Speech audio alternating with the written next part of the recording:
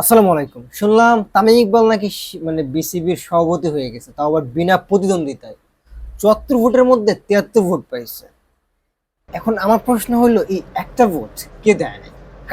কার এমন দুঃসাহস?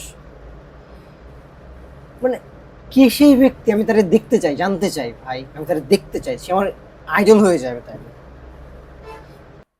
একটা জিনিস, আহ, শেখ হাসিনাও সেম ইলেকশন করছিল, one kind of dictatorship election, without প্রতিদ্বন্দ্বিতায় সে মানে ইলেকশন করছে, ভোট কাস্টিং হয়েছে, সে জিতেও গেছে। সো এটা কি ওয়ান কাইন্ড অফ হাসিনা ইলেকশনের মতো হয়ে গেল না?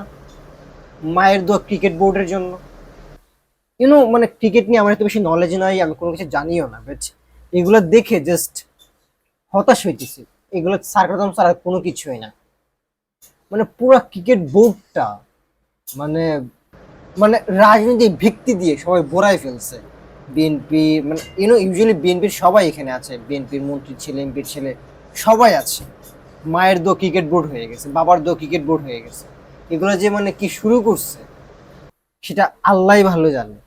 তারা বলছিল যে মানে ক্রিকেটকে রাজনীতিক মুক্ত, মানে রাজনীতি মুক্ত রাখা হবে, বাট ফরচুনেটলি ক্রিকেটটাই হচ্ছে মেইন রাজনীতি, এবং এটা নেই রাজনীতি হচ্ছে। এবং তামিম ইকবাল, সে একজন প্লেয়ার ছিল এবং সে সেম কাজটা করতেছে।